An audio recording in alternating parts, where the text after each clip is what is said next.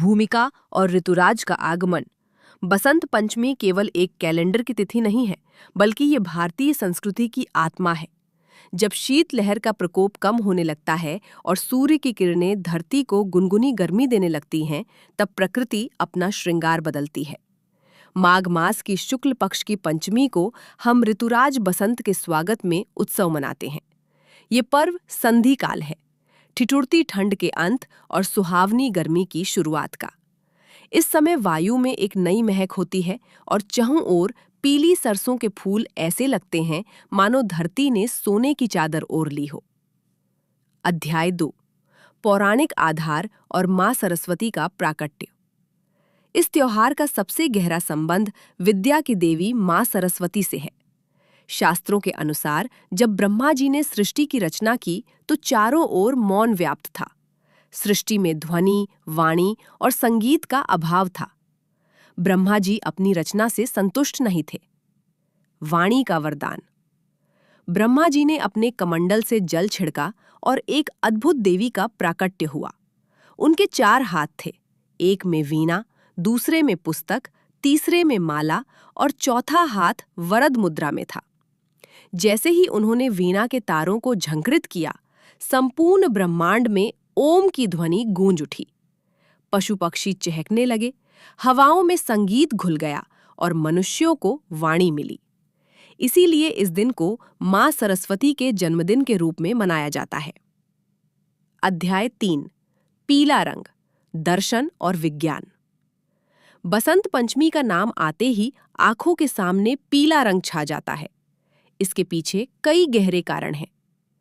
मनोवैज्ञानिक कारण। पीला रंग उत्साह, खुशी और बुद्धि का प्रतीक है। ये अवसाद को दूर कर मस्तिष्क को जागृत करता है। प्राकृतिक कारण। इस समय सरसों की फसल लहलहाती है। प्रकृति स्वयं पीले रंग में रंगी होती है। आध्यात्मिक कारण। हिंदू धर्म में पीला रंग शुद्धता और सात्विकता का प्रतीक है। ये भगवान विष्णु और मां सरस्वती का प्रिय रंग है। अध्याय 4, ऐतिहासिक वीरता की गाथाएं। बसंत पंचमी का इतिहास केवल पूजा पाठ तक सीमित नहीं है, ये बलिदान और शौर्य की गाथा भी है। वीर हकीकत राय। मुगल काल में 14 वर्ष के बालक हकीकत राय ने अपने धर्म की रक्षा के लिए सिर कटाना स्वीकार किया, लेकिन झुकना नहीं। उनकी शहादत बसंत पंचमी के दिन ही हुई थी। पृथ्वीराज चौहान।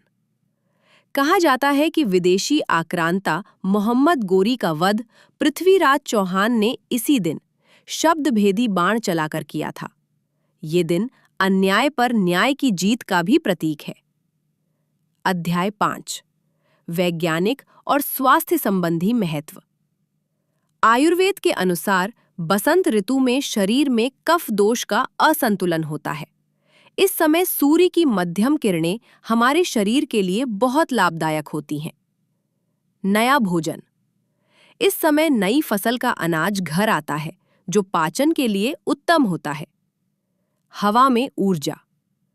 बसंत की हवा को प्राणवायु कहा जाता है, क्योंकि फूल खिलने के कारण हवा में परागकण और ऑक्सीजन की मात्रा संतुलित होती है, जो श्वसन तंत्र के लिए अच्छी है। अध्याय 6, भारत के विभिन्न कोनों में उत्सव। उत्तर भारत, पंजाब और हरियाणा। यहाँ ये पर्व पतंगबाजी के रूप में प्रसिद्ध है। आई बसंत पाला उड़े के नारों के साथ लोग आसमान को रंगीन कर देते हैं। पूर्वी भारत, पश्चिम बंगाल और बिहार।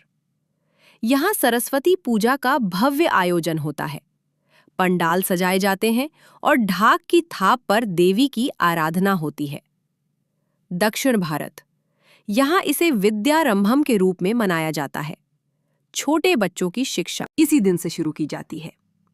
राजस्थान, लोग पीले वस्त्र पहनते हैं और लोक गीतों के माध्यम से बसंत का स्वागत करते हैं। अध्याय 7, प्रेम और श्रृंगार का पर्व। कामदेव पूजा। कम ही लोग जानते हैं कि बसंत पंचमी को कामदेव और रति की पूजा का भी विधान है। चूंकि यह ऋतु प्रेम और नवनिर्माण की है, इसलिए प्राचीन काल में इस दिन मदनोत्सव मनाया जाता था। ये जीवन की जीवंतता और प्रेम की मधुरता का उत्सव है।